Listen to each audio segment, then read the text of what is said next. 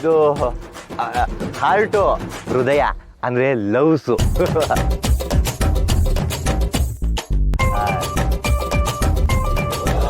ಇದೇನಿದು? ಇದು ಇದು ಸೂಜಿ ಕಲ ಮಾವ, ಅದು ಸೂಜಿ ಅಲ್ಲ, ಗುಂಡ್ ಸೂಜಿ. ಕರೆಕ್ಟ್ ಆಗಿ ಹೇಳದೆ ಕಣಕ್ಕ. ಈ ಗುಂಡ್ ಸೂಜಿಗೆ ಹತ್ರವಾಗಿರೋರು ನಮ್ ಜೊತೆನೇ ಇದ್ದಾರೆ. ಅದು ಯಾರು ಹೇಳಿ?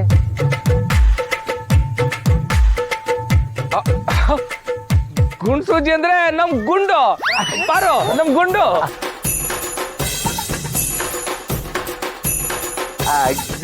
ಗುಡು ಗುಂಡ್ ಸೂಜಿ ಇವಳೆ. ದೀನಾ ಲವ್ ಗುಂಡು. ಸೂಜಿ ಯಾಕೆ ಅಂತನಾ, ಅದು ಒಂದೊಂದ್ಸಲ ಮಾತು ಸೂಜಿ ಚುಸ್ತಂಗಿರ್ತದಲ್ಲ, ಅದಕ್ಕೆ ಗುಂಡು ಸೂಜಿ ಅಂತ ಸಿಂಬಲ್ ಅಲ್ಲಿ ಬರ್ದಿದ್ದೀನಿ. ಗುಂಡ್ ಪ್ಲಸ್ ಸೂಜಿ ಈಸ್ ಈಕ್ವಲ್ ಟು ಗುಂಡ್ ಸೂಜಿ. ಅದನ್ನ ಹೇಳ್ರು ಬಾವ.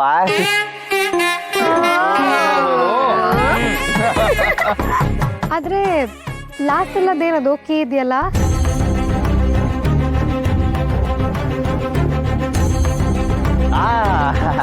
ಈ ಕೀ ಅಂತಕ್ಕಂಥದ್ದೇನಿದೆ, ಇದು ಬರೀ ಕೀ ಅಲ್ಲ, ಇದು ನನ್ನ ಹೃದಯದ ಬಗ್ಲಿಗೆ ಹಾಕಿರೋ ಬೀಗನ ತೆಗಿಯುವಂತ ಕೀ.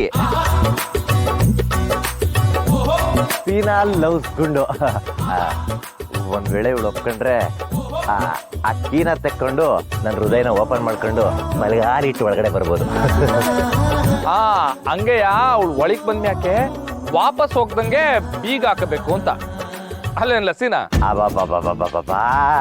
ಬಾಬಾ ಕರೆಕ್ಟ್ ಆಗಿ ಕಂಡಿಡ್ದೆ. ಇದ್ರ ಅರ್ಥ ಅದೇ ಅದೇ ಅಲಕ್ಕೆಲ್ಲ ನಾ ಬರ್ತಾ ಸುಮಾರು ಕಡೆ ನೋಡ್ದೆ ಇದನ್ನ ಬರ್ದೈತೆ ಅಂತ. ಇದು ಏನು, ಯಾರು ಬರ್ದವ್ರೆ ಅಂತ ನೋಡಿದ್ರೆ ನಮ್ ಬಾಮ ಇದಾನೆ ಬರ್ದವನೆ. ಬಹು ಖುಷಿ ಆಯ್ತು ಕಲ, ಬಹು ಖುಷಿ ಆಯ್ತು. ಗಂಡ ಹೆಂಡ್ರ ಪಿರತಿ ಯಾವಾಗ್ಲೂ ಹಿಂಗೆ ಇರ್ಲಿ. ರೀ, ಐ ಲವ್ಸ್ ಯು ಟು.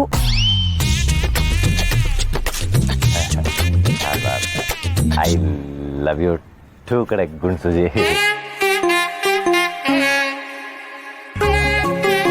ಸರಿ ಸರಿ ಅಕ್ಕ, ನೀನು ಬಾಬುನ್ ಜೊತೆ ಗಾಡಿಲಿ ಹೋಗು, ನಾನು ಇವ್ರಿಬ್ರನ್ನ ಕರ್ಕೊ ಬರ್ತೀನಿ. ಹ್ಞೂ ಅದಕ್ಕೆ ನೀವು ಹೋಗಿರಿ ಅಣ್ಣ, ಕರ್ಕೊಂಡು ಹೋಗಿರು, ನಾವೆಲ್ಲ ಆಮೇಲೆ ಬರ್ತೀವಿ. ಸರಿ ಕಣವ, ಇಬ್ರು ಒಟ್ಟಿಗೆ ಬನ್ನಿ. ಪಾಪ ಹೋಗುಮ್ಮ.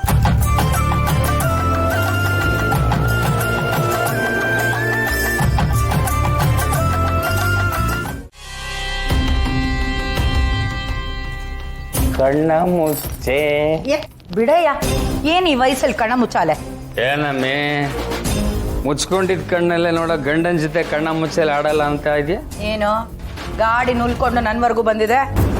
ಏನಮ್ಮೆ ಮದುವೆಗೆ ಮುಂಚೆ ಗಂಡಸರೆಲ್ಲ ಗಾಡಿ ಇದ್ದಂಗೆ, ಸ್ಟಾರ್ಟ್ ಆಗ್ಲಿಲ್ಲ ಅಂದ್ರು ಡೌನಲ್ಲಿ ತಳ್ಕೊಂಡೋಗಿ ಸ್ಟಾರ್ಟ್ ಮಾಡ್ಬಿಡ್ಬೋದು. ಮದುವೆ ಆದ್ಮ್ಯಾಕೆ ಮೊಬೈಲ್ ಇದ್ದಂಗೆ ಆಗಾಗ ಚಾರ್ಜ್ ಆಗ್ತಾನೆ ಇರಬೇಕು, ಇಲ್ಲ ಅಂದ್ರೆ ಬ್ಯಾಟ್ರಿ ಡೌನ್ ಆಗೋಯ್ತದೆ, ಎನರ್ಜಿ ಲಾಸ್ ಆಗೋಯ್ತದೆ. ಆಸೆ ನೋಡು, ಸುಮ್ಮನೆ ತೆಪ್ಪಿಗೆ ಹೋಗಿ ಬಿದ್ಕೊ. ಈಗ ನೀನು ಯಾಕೆ ಬರಕಲ್ಲ ಅದನ್ನ ಹೇಳಮ್ಮೆ. ನೋಡು, ರೆಸಾರ್ಟಲ್ಲಿ ಹುಡುಗ ಹುಡುಗಿರು ಸೇರ್ಕೊಂಡ್ರೆ ಸಮ್ಮಿಶ್ರ ಸರ್ಕಾರ ಮಾಡ್ತವೆ. ಅದನ್ನ ಪಕ್ಕಕ್ಕಿಟ್ಟು ಒಟ್ಟಿಗೆ ಸೇರ್ಕೊಂಡ್ರೆ ಮಿಶ್ರ ಸರ್ಕಾರ ಮಾಡ್ಬಿಡ್ತವೆ.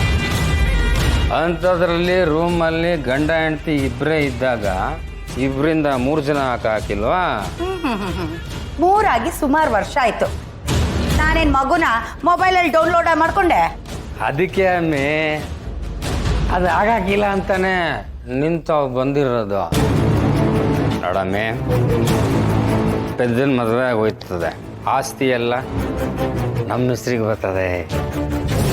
ಆಮ್ಯಾಕೆ ಪೆದ್ದನ ಕತೆ ಮಗೇಚ್, ಆಸ್ತಿನ ನಾವಿಬ್ರೇ ಅನ್ಭವಿಸಕ್ಕಾದು.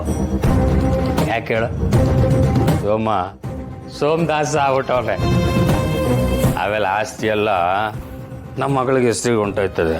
ಆಮೇಲೆ ಅವಳಿಗೆ ಮದುವೆ ಆಯ್ತದೆ. ಅವನು ಯಾವನೋ ಕಿತ್ತೋದ ಅಳಿಯ ಬರ್ತಾನೆ, ಅವನು ಅನ್ಭವಿಸ್ಬಿಡ್ತಾನೆ. ಕೊಂಡು ಹೋದ. ಅದಕ್ಕೆ ಹೇಳ್ತಿರೋದು, ನಮ್ಮಿಬ್ಬರು ರಕ್ತ ಅನ್ಸ್ಕೊಂಡು ಹುಟ್ಟಿರೋ ಒಂದೇ ಒಂದು ಗಂಡು ಮಗು ಆಗ್ಬಿಟ್ರೆ ಆ ಗಂಡು ಮಗು ಆಸ್ತಿ ಅನ್ಭವಿಸ್ತದೆ. ಇದು ದುರಾಲೋಚನೆ. ಈಗ ಮಗುಗಿಗೂ ಆಗಲ್ಲ, ಸುಮ್ಮನೆ ಬಿದ್ಕೊ ಅಂದೆ. ಓ ಹಾಗಾಕಿಲ್ವಾ? ನನಗೆ ಗೊತ್ತಿಲ್ಲದಂಗೆ ಆಪರೇಷನ್ ಏನಾದ್ರು ಮಾಡಿಸ್ಕೊಂಡ್ಬಿಟ್ಟಿದ್ಯಾ? ಚೋ ಸುಮ್ಮನೆ ತಲೆ ತಿನ್ಬೇಡ, ಹೋಗಯ್ಯ. ಮದುವೆಲಿ ಯಾವ ತೊಂದರೆನೂ ಆಗದೆ ಇರಲಿ ಅಂತ ನಾನು ಯೋಚನೆ ಮಾಡ್ತಾ ಇದ್ರೆ ಸುಮ್ಮನೆ ಬಂದು ಕಾಟ ಕೊಡ್ತಾ ಇದೆಯಲ್ಲ, ನಡಿ ಇಲ್ಲಿಂದ.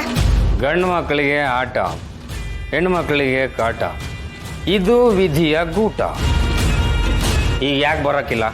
ನೋಡೋ, ಹೀಗೆ ಮಾಡ್ತಾ ಇದ್ರೆ ಅಡುಗೆ ಮನೇಲಿರೋ ಮುದ್ದೆ ಕೊಲ್ತಂದು ಸರಿಯಾಗಿ ಬಾರಿಸ್ತೀನಿ ಅಷ್ಟೇ. ಅಷ್ಟೆಲ್ಲ ಆಸೆ ಇರೋನು ಮೊದಲು ಆಸ್ತಿನ ನನ್ನ ಕೈಗೆ ಬಂದು ಸೇರೋ ಹಾಗೆ ಮಾಡು, ಆಮೇಲೆ ಒಪ್ಕೊಳ್ತೀನಿ. ಬೆಂಗಳೂರಿಗೆ ಹೋಗಿ ಮಸಾಜ್ ಮಾಡಿಸ್ಕೊಂಡ್ಬಿಡ್ತೀನಿ ಬಿಡಮ್ಮೆ. ನಿಂತವ್ ಮಾತಾಡೋಕೆ ಹಾಕಿಲ್ಲ.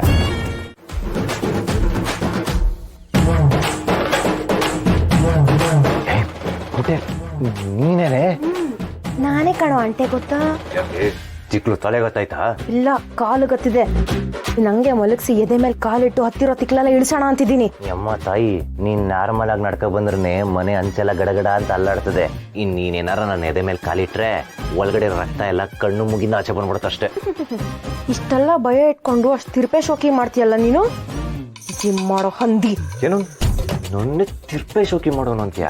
ನೀನು ಮೇಕೆ ದಾಟಲಿರೋ ಸಂಧಿ, ನೀನು ಕಸದ ಬುಟ್ಟಿ, ನೀನು ಆನೆಗೆ ಮುದ್ದೆ ಕಸ ಬುಟ್ಟಿ, ನೀನು ಗೋಡೆ ಮೇಲಿರೋ ಹಲ್ಲಿ, ನೀನು ಗ್ರಾಮ ಪಂಚಾಯತಿ ಟ್ಯಾಂಕ್ ನಲ್ಲಿ.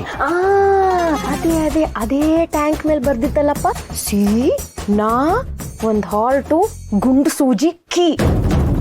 ಏನೋ ಏನೋ ಅದು